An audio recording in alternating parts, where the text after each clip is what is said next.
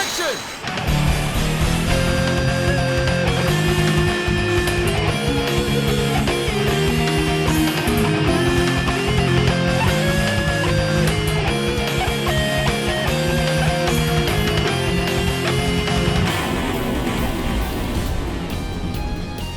Hello every pony, I'm MasterCode, your ace analyst, and today we'll be continuing our look at the MLP Transformers crossover with Friendship in Disguise number 2. Like the previous comic, it's split up into 2 stories. The first plot follows Spike, who apparently was sucked into the interdimensional portal Chrysalis had made and is now hanging out with Grimlock at the Autobots base. So here are my initial thoughts right off the bat. We're not given a timeline from the events of issue 1 and 2, so I don't know how many days it's been since the Transformers have crossed dimensions. Thus, I'm not sure how long Spike has been on Cybertron. You'd figure Twilight of all ponies would be panicking that her #1 assistant is missing, to the point he's actually sending letters to Twilight detailing his accounts on the world. Not a glaring issue, but a question that will be nagging you. And before we get to the comic actual, again, I want to preface that my knowledge of Transformers is extremely limited, so the opinions are solely based on what I'm observing in this comic alone. Anyway, on to the first story itself, where Constructicons and subsequently Devastator attacked the base. Pairing our favorite purple dragon with a Dinobot was the best match for developing a nice bonding experience between the two. I love how amazed Spike is just hanging out with a giant robot, and it kind of reminds me of the Iron Giant, with how Hogarth was having a blast with his robot companion and always being starstruck with his numerous abilities. And here it's just so fun and cute just to see Spike always constantly starstruck as well. Grimlock is also a fun character with his primitive speech, and he has a lot of funny but also some endearing lines furthering the friendship between the two. And the Dinobot doesn't see him as a small, weak, defenseless dragon. No, he respects him, and he develops even more respect for the small dragon, using his quick thinking to help him in the battle. Working with Twilight all these years, he's become much more accustomed to learning and organizing books and whatnot. And though he has made some rash decisions in his past, he has improved his problem-solving skills. Even on an alien planet, the same fundamentals still apply. Even as ridiculous as the situation is, with Spike formulating a plan, observing his surroundings, learning an alien language, learning about what computers are, and figures out how to fire up a spaceship's engines to then blast Devastator with it.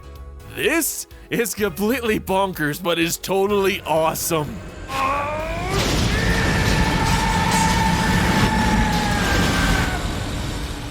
The actual fighting itself was good, seeing Grimlock toss around all the bots and dominating the Constructicons, all before hilariously getting his ass kicked by Devastator. But overall, the first story is a fun little battle with some good funny moments and probably Spike's greatest achievement to date. Our second story, They Eat Ponies, Don't They? That's an ominous title, where Shockwave does indeed make his intentions clear on wanting to see if ponies can be converted into an energon source. Wow, that got dark fast. Anyway, Pinkie is hosting a cooking show with Gaget when the Decepticon does indeed attack. And I will say, while the story is not as good as the first, it was still fun. As ludicrous as this whole crossover of ponies and robots sounds, the first issue and first story of this issue, despite having wacky cartoon moments, as to be expected, the plot was able to keep itself on track with the war that's been brought to Equestria. You can have silly moments, but here the Autobots know about the Decepticons on this planet who have already fought in a major metropolitan city, yet we're stopping to have a cooking program with Gaget.